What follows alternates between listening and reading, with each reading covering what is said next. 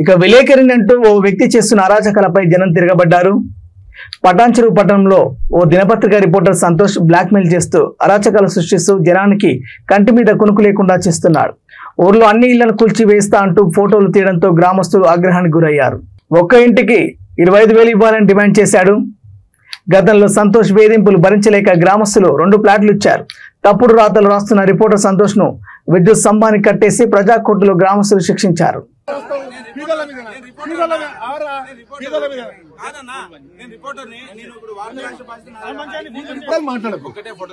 ఎందుకు తీసిన ఫోటో కొత్త కట్ట నీదేముంది? బీదోళ్ళు కట్టుకోవద్దా? బీదోళ్ళు కట్టుకోవద్దా? వాళ్ళ అరే నీదేంటి చెప్పు. నీకు పైసలు ఇచ్చిండ్రు, వాళ్ళు నీకు ఫ్లాట్ ఇచ్చిండ్రు, 2 ఫ్లాట్లు ఇచ్చిండ్రు, నీకు పైసలు ఇచ్చిండ్రు, అన్ని ఇచ్చినాక నీకు ఇంకెందుకు? ఎందుకు నువ్వు ఎవరు నీకేమో ఏం వాడతారు? వస్తావు బీదోళ్ళ మీద